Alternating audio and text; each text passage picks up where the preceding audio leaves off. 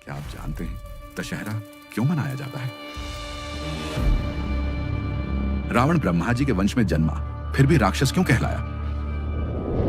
स्वर्णमयी लंका किसने बनवाई और रावण के हाथ कैसे पहुंची? सीता हरण का असली कारण क्या था? और जब रावण को ऐसे वरदान मिले थे कि कोई भी उसे मार नहीं सकता था, तो आखिर उसका अंत कैसे हुआ? चलिए जानते हैं रामायण की इस महान कथा के अद्भुत प्रसंग। कथा को आगे बढ़ाने से पूर्व एक विनती है, आपकी एक क्लिक से यह दिव्य कथा और भी लोगों तक पहुंचेगी। तो अभी लाइक और शेयर कीजिए और कमेंट करिए। जय श्री राम।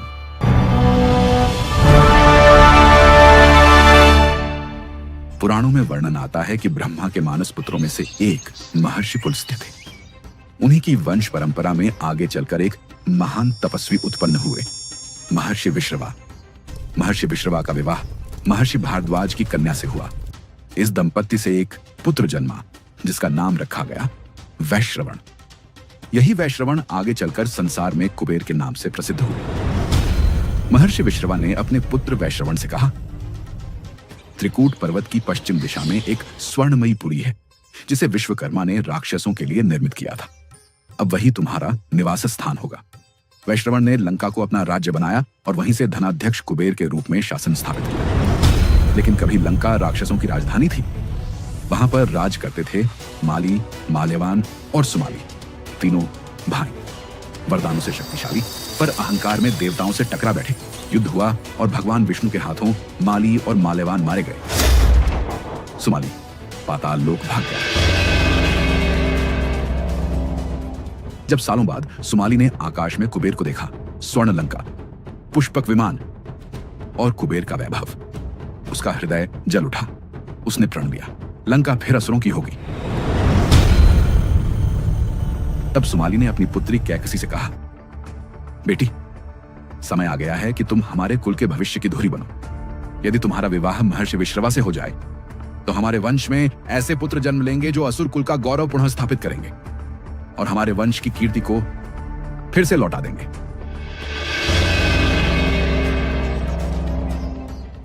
महर्षि विश्रवा और राक्षस कुल की राजकन्या कैकसी का विवाह हुआ। उनके संगम से जन्म हुआ एक अलौकिक बालक का 10 मुख और 20 भुजाओं वाला। इसी अलौकिक स्वरूप के कारण महर्षि विश्रवा ने उसका नाम रखा दशग्रीव। उसके बाद इस संगम से 3 और संतानें जन्मी, कुंभकर्ण जिसका शरीर पहाड़ जैसा था और बल अपरिमेय, विभीषण जिनका मन सात्विक और मुखमंडल दिव्यता से भरा हुआ था, और शूर्पणखा जिसकी आंखों में तीव्रता और स्वभाव में उग्रता झलकती थी। चारों ही संतानें अलग अलग गुणों से भरी थीं, पर समय ने सबसे बड़ी भूमिका लिखी थी दशग्रीव के लिए, जो आगे चलकर पूरे संसार में रावण के नाम से जाना गया। रावण बचपन से ही असाधारण, तेजस्वी और जिज्ञासु था। उसकी महत्वाकांक्षा थी संपूर्ण ज्ञान का स्वामी बनना। विश्रवा के कुलज पुत्र होने के नाते उसने वेद, वेदांग और ब्रह्म विद्या का गहन अध्ययन किया, पर उसका मन संतुष्ट नहीं हुआ। वह देवताओं से भी आगे बढ़कर अद्वितीय शक्ति चाहता था। उधर उसका भाई कुंभकर्ण ज्ञान नहीं, भोजन का भूखा था। उसकी भूख इतनी प्रबल कि जंगल, पशु पक्षी, ऋषियों के आश्रम जो मिलता वह निगल जाता। एक दिन कुबेर, रावण ने 10,000 वर्षों तक कठोर तप किया। हर 1000 वर्ष के अंत में वह अपना एक सिर काटकर अग्नि को अर्पित करता। इस तरह 9,000 वर्षों तक उसने अपने 9 सिर समर्पित कर दिए। जब 10वां सिर अर्पित करने की घड़ी आई, पूरा ब्रह्मांड कांप उठा। देवता भयभीत हो गए। इतनी भयानक साधना उन्होंने पहले कभी नहीं देखी थी।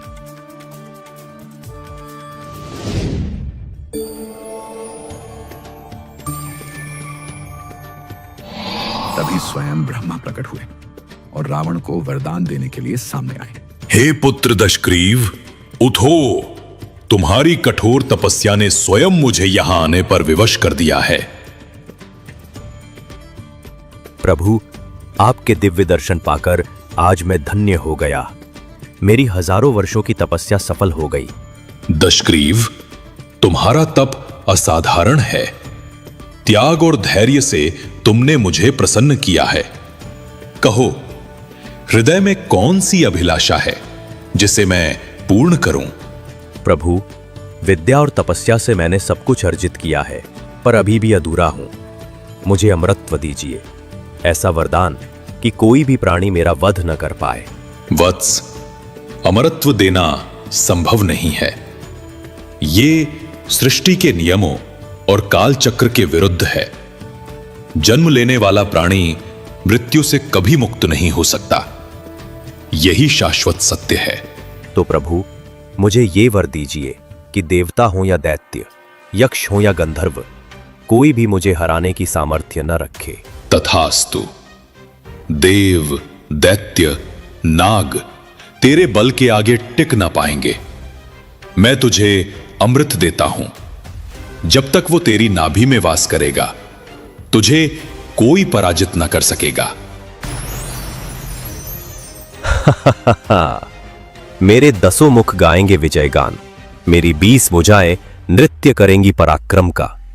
अब तीनों लोकों में केवल रावण का तांडव गूंजेगा। माता कैकसी की वेदना और नाना सुमाली के बहकावे ने रावण को निर्णायक कदम उठाने पर मजबूर कर दिया।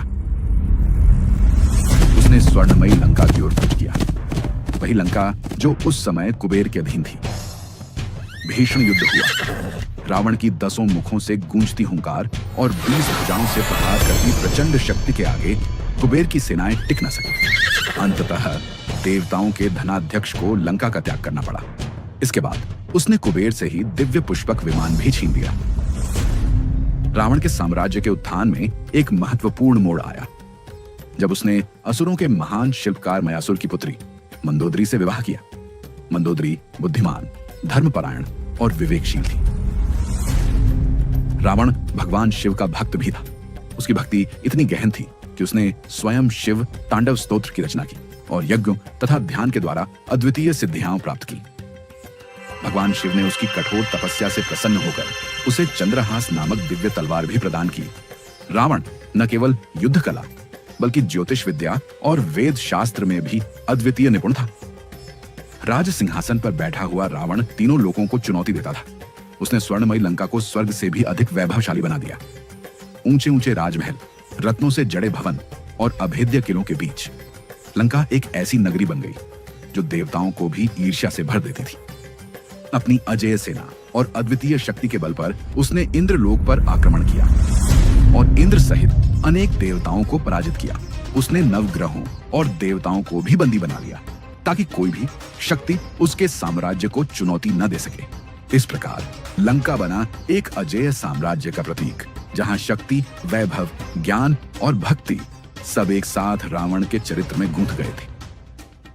सूर्यवंशी इक्ष्वाकु वंश की गौरवशाली परंपरा में अयोध्या पर शासन करते थे महाराज दशरथ। बल, धर्म और वैभव से संपन्न होते हुए भी उनके हृदय में एक ही शून्यता थी, संतान का अभाव। उन्होंने पुत्र का मेष्टि यज्ञ किया और यज्ञाग्नि से प्रकट अग्निदेव ने दिव्य प्रसाद दिया, जिसे महाराज दशरथ ने अपनी तीनों रानियों को दिया। कुछ समय बाद माता कौशल्या से राम, कैकई से भरत और सुमित्रा से लक्ष्मण शत्रुघ्न जन्मे। चारों राजकुमारों के जन्म से अयोध्या आनंद और उत्सव में डूब उठी। राम बचपन से ही असाधारण तेजस्वी और मर्यादा से युक्त थे। उनके भीतर संयम, करुणा और धर्म का भाव स्वाभाविक रूप से दिखाई देता था। शिक्षा के लिए उन्हें महर्षि वशिष्ठ के आश्रम में भेजा गया, जहां उन्होंने वेद, उपनिषद और नीति शास्त्रों का गहन अध्ययन किया। इस शिक्षा ने उन्हें धर्म और न्याय की गहरी समझ प्रदान की। बाद में महर्षि विश्वामित्र उन्हें अपने साथ ले गए। वहीं राम और लक्ष्मण ने दिव्य अस्त्र शस्त्रों की विद्या प्राप्त की। इन्हीं दिनों राम ने अपने पराक्रम और वीरता का पहला परिचय दिया। गुरु के आदेश पर उन्होंने राक्षसी ताड़का का वध किया। इसी दौरान मिथिला के महाराज जनक ने अपनी परम पावनी पुत्री सीता के स्वयंवर की घोषणा की। शर्त थी कि जो महायोद्धा भगवान शंकर के दिव्य धनुष को उठाकर प्रत्यंचा चढ़ा सकेगा, वही सीता का पति बनने का अधिकारी होगा। असंख्य राजा और वीर योद्धा आए, परंतु सब असफल रहे। तब मर्यादा पुरुषोत्तम राम ने सहजता से उस धनुष को उठाया और जैसे ही प्रत्यंचा चढ़ाई, धनुष भंग हो गया। आकाश से पुष्प वृष्टि हुई और माता सीता ने विनम्रता व श्रद्धा से राम के गले में वरमाला डाल दी। मिथिला नगरी आनंद में झूम उठी और इस दिव्य युगल का विवाह संपन्न हुआ। जैसे ही राम ने शिव धनुष भंग किया, उसी क्षण प्रचंड क्रोध से भगवान परशुराम प्रकट हुए। धनुष टूटने पर वे अत्यंत रुष्ट थे और राम को ललकार बैठे। यह पूरा प्रसंग हमने विस्तार से परशुराम जी के वीडियो में बताया है, जिसका लिंक आपको ऊपर आई बटन में मिल जाएगा। राम और सीता अयोध्या लौटे, जहां सबने उन्हें दिव्य युग के रूप में स्वागत किया। कुछ समय पश्चात महाराज दशरथ ने अपने धर्मनिष्ठ ज्येष्ठ पुत्र राम को युवराज बनाने का निश्चय किया। अयोध्या उत्सव और हर्ष में मग्न हो उठी, किंतु नियति ने एक और मोड़ लिया। दशरथ की प्रिय रानी कैकेयी ने अपने 2 वचन मांगे, भरत को राजगद्दी और राम को 14 वर्षों का वनवास। परंतु मर्यादा पुरुषोत्तम राम ने आदेश बिना विलंब स्वीकार किया। सीता ने भी दृढ़ स्वर में कहा, जहां आप होंगे वही मेरा जीवन है। लक्ष्मण ने भी भ्रातृधर्म निभाते हुए संग जाने का प्रण लिया। वनवास का क्षण आया। राम, सीता और लक्ष्मण जब अयोध्या से निकल पड़े तो नगरी की गलियां शोक और विलाप से भर गईं। प्रजा व्याकुल हो उठी और राजा दशरथ राम वियोग सह न सके। उन्होंने प्राण त्याग दिए। योग्य नहीं। इन उत्तरों से अपमानित और क्रोधित शूरपणखा ने अपनी ज्वाला सीता पर उतारने की सोची। वह अचानक उग्र रूप धारण कर सीता पर झपट पड़ी। क्षण भर में लक्ष्मण ने अपने तीखे बाण से वार किया और उसकी नाक और कान काट दी। उसकी चीख से पंचवटी का सन्नाटा टूट गया। लहूलुहान और अपमान से भरी शूरपणखा वहां से भागी और सीधे लंका पहुंची। वहां उसने अपने कटे नाक कान रावण को दिखाए और आर्तनाद करते हुए कहा, भैया, तीनों लोकों में ऐसी रूपवती स्त्री कहीं नहीं मिलेगी। यदि वह लंका में हो तो हमारी शक्ति और गौरव और भी बढ़ जाए। उसके शब्दों ने रावण के भीतर सोई वासना और अहंकार को भड़का दिया। वनवास में पंचवटी का शांत और मनोहर वन श्री राम, माता सीता और लक्ष्मण के लिए एक सरल जीवन का निवास बन गया था। लेकिन यहीं रावण ने अपनी चाल रची। उसने मारीच को स्वर्ण मृग का रूप धारण कर माता का मन मोहने के लिए पंचवटी में भेजा। मारीच ने मायावी रूप धरा।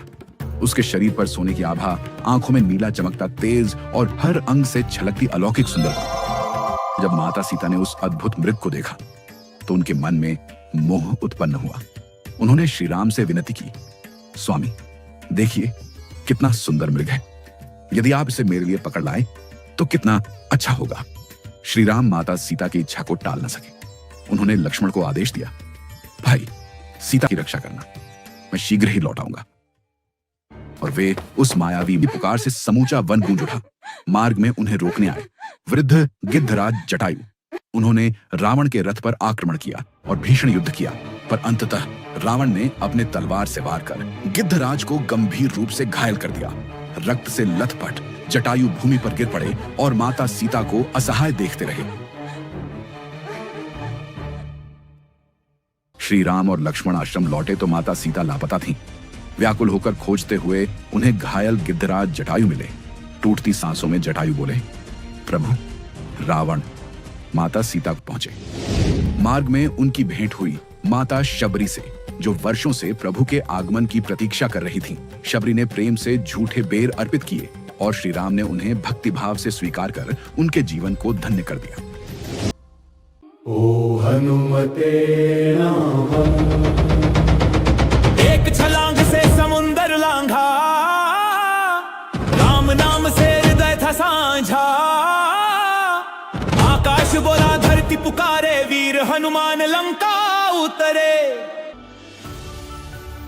हनुमान जी समुद्र पार कर लंका पहुंचे और अशोक वाटिका में माता सीता को देखा। उन्होंने प्रभु श्री राम की अंगूठी माता सीता को दी। माता सीता ने उसे पहचान कर कहा, हनुमान, प्रभु से कहना कि मैं रावण की कैद में हूं। मुझे विश्वास है वे अवश्य आएंगे। यह संदेश लेकर लौटने से पहले हनुमान जी ने रावण की शक्ति का आकलन करने का निश्चय किया। उन्होंने अशोक वाटिका में रावण की सेना को ललकारा। भीषण युद्ध हुआ और हनुमान जी ने असंख्य राक्षसों का संहार कर दिया। आखिरकार राक्षसों ने उन्हें पकड़कर रावण की सभा में लाया। रावण ने अपमानित करने के लिए उनकी पूंछ में आग लगाने का आदेश दिया, किंतु हनुमान जी ने उसी अग्नि को शस्त्र बना लिया। लंका की गलियों में दौड़ते हुए उन्होंने एक एक प्रासाद को जला डाला। पूरी लंका धधक उठी और रावण की नगरी भय और अफरा तफरी से भर गई।